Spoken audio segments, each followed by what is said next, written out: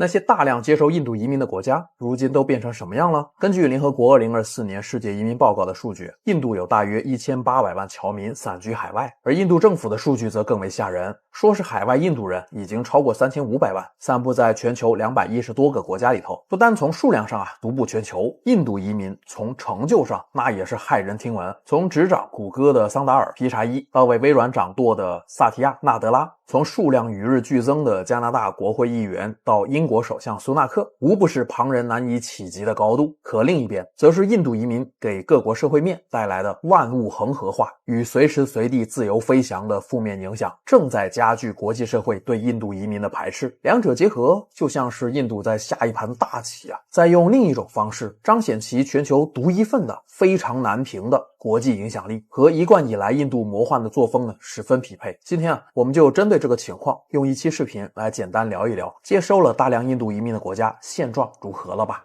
现在的印度之所以那么魔幻稍有历史常识的人都知道，得感谢戴英的大缺大德。而这世间的一切因果循环，一饮一啄。当年的大缺大德，如今终于在自己身上开出了恶之花，结出了恶之果。尽管英国截至2024年只有186.4万印度移民，其中英国国籍的印度裔是149.5万，相比英国6900多万的总人口确实不算啥。但我们要理解其中的关键。大家还记得印度是啥社会结构不？没错是种姓制度。这样一个残酷的金字塔结构一方面造就了印度仿佛狮驼岭一般的魔幻社会状况，但另一方面是那些能吃人的高种姓真的很精英。他们不单有钱，而且从小就是英文教育，全西式的生活，这就让能移民且拿下英国国籍的那帮子印度移民能通过多维度渗透到英国方方面面，如今已经深度嵌入社会结构，其影响力从政治精英阶层延伸至经济文化等领域。这有点像什么呢？就像是白人老爷是庄园主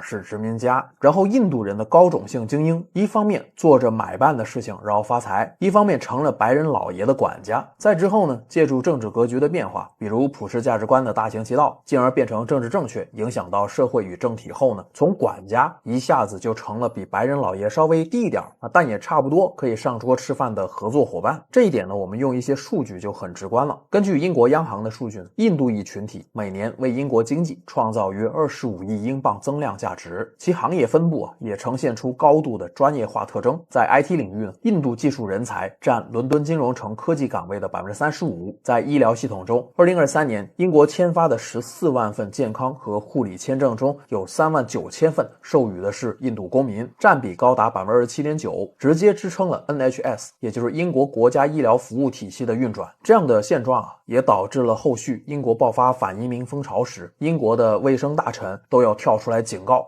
说若是限制移民，医保系统每年将增加30亿英镑运营成本，足见印度裔如今在英国的重要性。这种倒反天罡的反向殖民在2022年10月份达到高潮。彼时曾经的日不落帝国首次迎来了印度裔的首相里希·苏纳克，一时间印度沸腾了。新德里电视台播报的头条新闻用了一个颇具史诗感的标题叫做印度之子崛起于帝国之上，自豪之情溢于言表。这一下给英国人整不会了，你区人口占比 3.1% 的少数族裔里的人咋就当上我们的首相了呢？这还不算完，由于印度裔在英国精英阶层的影响力哪怕之后斯塔默接任了苏纳克的位置，他也不得不在这种影响力面前让英国与印度达成了一项贸易协议，其中一个条款就是允许部分在英国工作的印度人享受3年社保缴费豁免。这下子英国更是炸锅了，原本印度人能接受的薪资水平就比较低，完了还能免税，这人工成本可不就更低了吗？相比英国白人这性价比拉满了。那原本的英国白人中产们怎么办呢？于是去年伦敦就发生了大规模的反移民示威游行，英国也试着收紧移民政策，但作用甚微。2023年印度留英的学生就已经达到14万人，较往年增长了 54%。伦敦、曼彻斯特等等城市形成了庞大的印度学生社区，仅伦敦就有54万2857名印度学生，占当地留学生总数的 37%。可以说一旦开了口子，想阻止印度移民于世界上绝大多数国家来说呢，都是地狱级的挑战啊。就比如美国和加拿大吧，这一对都在北美的难兄难弟啊，在面对印度移民时，其表现可以说是半斤八两。作为曾经的世界灯塔美利坚，当其自由民主之光照耀到印度这片狮驼岭的时候啊，自然就吸引了无数想要逃脱出这个魔幻国度的人。截至2024年，美国的印度移民是540.9万人，其中以333.2万拿着美国国籍的印度裔而独步全球，所以它也迎来了最为独特的印度移民生态。得益于印度作为殖民地蜕变出来的人口大国，其英语教育呢确实非常普及啊，但这也是没办法的。印度自身有1650多种语言，而印地语也才4.5亿人在用。如果不采用英语呢，那么连印度人自身交流可能都成问题。有了这个基础，加上前面我们说的高种姓的精英教育呢，确实非常符合西方的需求。而随着经济发展，部分低种姓的印度人也获得了教育的机会。他们所处的国家之贫穷和混乱呢，让他们但凡去到一个正常一点的国家，都仿佛置身天堂。那么来到美国后，他们还能要求更多吗？恐怕于印度人而言，真正的天国也不过如此。于是美国就获得了一批受过良好教育，但人力成本从脚踝开始砍的劳动力。还有什么比这更开心的事情吗？起码从逻辑上看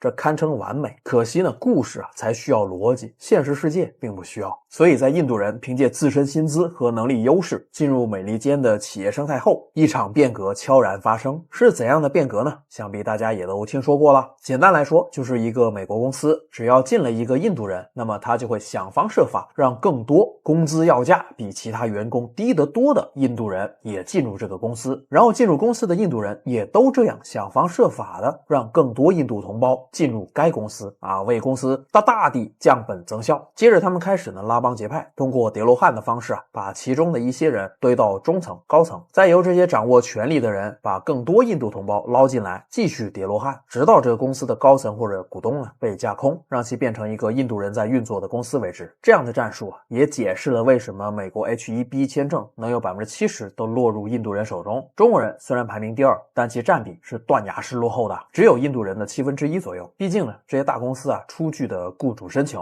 和一般公司相比，那可强力太多了。更何况呢，印度人在这方面是异常团结的，他们要么在已经攻打下来的硅谷公司通过雇主申请的方式帮助同胞来申请签证，要么自己成立人才外包公司，通过虚构雇主申请来做这个事情。而在印度国内呢，针对这些移民也有着庞大的灰色产业在支撑，以至于让学历造假这个事情在印度本土内发展成了一个极其成熟，堪比印度仿制药一般的魔幻产业链，可以为任何人打造光鲜亮丽的学历背景和从业经验。在这些方面呢，印度人不太会互相搞来搞去，而是一致把矛头对准外部，两相结合，一边是印度那边过来的英语仿佛母语一般的高级人才一边是向硅谷里的各种大公司提交的雇主申请，外加印度人那庞大的比配额多出几倍甚至几十倍的申请数量，这可不就把 H1B 搞成了印度人专属的签证了吗？这种团结呢，还体现在另一个领域同样尽显魔幻。有着北美生活经验或者接触过外国客服的同志应该知道，印度人几乎承包了各大企业的客服热线，不管是在北美的还是在印度本土的，在客服领域咖喱味英语那就是主流。但也正是因为印度人几乎垄断了客服热线，他们也借助这个便利呢，几乎垄断了北美的电话诈骗市场。白天是彬彬有礼的客服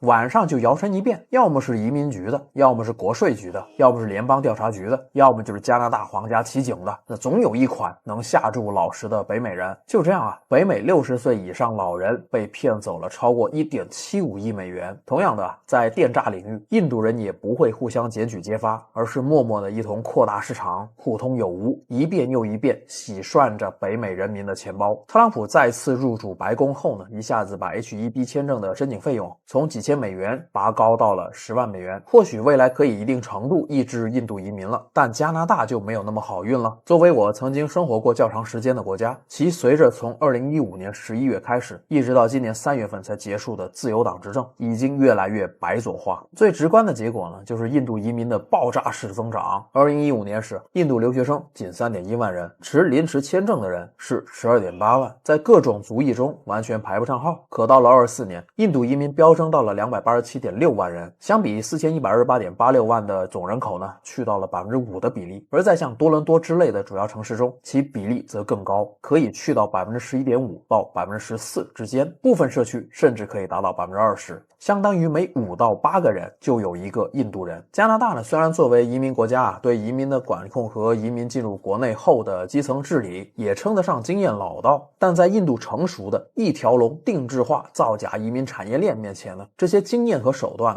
就青涩得像是个新兵蛋子。于是那些没能卷进美国这个陆上天国的印度人就退而求其次，来到加拿大这个因同属于英国殖民地但现在印度已经成功反向殖民英国，成了英国主子，进而也就成了加拿大主子后应该属于印度神圣不可分割的领土的地方你别说，这一点在印度移民的行为上呢也体现得淋漓尽致了。其中一些人是真的把加拿大当自己的地方可劲儿造的，比如在各种喷泉、泳池、湖泊、溪流里，一小部分印度人呢会集体嬉戏沐浴那欢快的景象，如果不是因为这些地方属于大家的公共设施，又或者是大家生活的地方，单拎出来倒也可以说是印度特色的文化体现毕竟心之所向皆是恒河之畔嘛。可麻烦的就是呢，这些地方要么是公共设施，要么是公共景区，那么对于看到这些景象的人来说会是个什么感受呢？另外一小部分印度移民是真的自由自由到都飞起来了，简称自由飞翔。他们会在机场、在餐厅、在商场、在湖边、在大路旁、在人行道上、在公车站里，随时随地随心所欲的飞翔，完了之后看都不看一眼，擦也不擦一下，裤子一提就施施然的离开，深藏功与名只留下一地带着浓郁咖喱味道的地雷和旁边目瞪口呆的你。当地人自然是坚决抵制这种行为的，于是他们竖了一个牌子，上面用英文印度语写清楚了这不是厕所，但结果却适得其反。那些自由的印度移民呢会把这个牌子当成厕所的指示牌，于是牌子旁边的植物呢就收获了极其肥沃的养料而当这样的行为被曝光到网络上，引起加拿大人的口诛笔伐后呢，这一小部分印度人的回应是什么呢？是你们这帮人在搞种族歧视我们要抗争，然后他们就会走上街头举牌抗议这种所谓的不公平。这份原本就因为自由党而开始盛行的政治正确呢，加上印度人在加拿大国会内议员的数量在10年间增加了4倍，旁遮普语甚至成了议会里使用频率排名第3的语言，这就使得加拿大也随着印度移民的增多而坠入一种越来越魔幻的社会现状中，以至于一些印度人能够在加拿大堂而皇之的对其他人喊加拿大是印度人的，你们滚回你们的国家去，堪称倒反天罡的典范除了上述国家呢，其实世界上还有阿联酋、马来西亚、沙特阿拉伯、缅甸、南非、斯里兰卡等等国家有着大量的印度移民，也有着因各种原因而开始加入接纳印度移民队列的新手比如日本，甚至还有因印度移民逐步成了主流民族，进而把持了该国政治和经济后表现出极大特殊性的国家斐济。总而言之呢，印度移民在全球的扩散就像是一场轰轰烈烈的恒河远征，他们既能在西方精英体系中占据一席之地，也会将故土的文化习俗无论好坏原封不动地移植到新的土地上。这背后呢，既是殖民历史的遗产，也是全球化的必然，更是印度社会自身匪夷所思的生命力和破坏力。但对于接收国而言，这究竟是人才红利还是文化冲击，是多元共荣还是反向殖民，恐怕就需要极其严肃地去审视，不能因为要念开放的经就忘了实事求是。而这场由印度书写的全球人口迁徙史诗还在继续，它的终章呢还远未到来。希望当我们真正需要面对这场恒河远征时，已经有了更为成熟的经验和机制，不会重蹈覆辙。一个贫穷的非洲国家居然有钱到爆炸，索马里兰一个穷到只剩钱的魔幻地带，1个亿掉地上都没人愿意捡，因为面额小，钞票多，你根本拉不回去，每家每户的钱多到放不下，老百姓只能拉到大街上去摆摊。除了满大街的钞票和漫天飞舞的彩色垃圾袋，这里的人们一无所有，甚至他们连属于自己的国家都没有。尽管他们拥有实际控制的领土和军队，但依旧不被国际社会认可。自1991年宣布独立之后，他们以为有钱就能让国家变富有，于是政府和银行开始大肆印刷货币。别人家致富靠修路，他们家致富靠修好印钞机，钞票越印越多，通货膨胀越来越严重，钱比纸更不值钱，老百姓家里的钞票都堆成了山。无奈之下，这里的人们想到了一个聪明绝顶的好办法，别人家的土豆吃不完可以拿出去卖，既然咱的特产是钱，反正也花不完，那就干脆搞个地摊市场，大家一起来摆摊卖钞票吧。于是乎，这里的老百姓就用一个个麻袋把成捆成捆的钞票拉到大街上摆摊，这场面跟咱们这的丧葬市场画风一致，一堆堆的现金像冥币一样摆在街上，他们不需要保险柜，也没有印钞机，更不需要保安，一辆手推车就是名副其实的运钞车，成堆的钞票大多是直接甩在地上，讲究一点的老板会套个破渔网袋子，只有5000以上的大面额才有资格装在笼子里。豪气的摊主老板往旁边一躺，满大街人都是王多鱼，你肯定会好奇他们这钱到底是怎么卖的，多少钱能买到多少钱呢？还是按多少钱一斤呢？准确来说，他们的真正目的是换钱，用这些完全不值钱的废纸换外地游客手里的美元。你要赶上收摊的时候过去，人家店老板估计能直接给你论斤称。这种魔幻奇观的出现，最主要原因就是这里的货币无法在国际社会流通，用这些废纸坑一点外国游客手中的硬通货，便是这个钞票大市场存在的真正意义。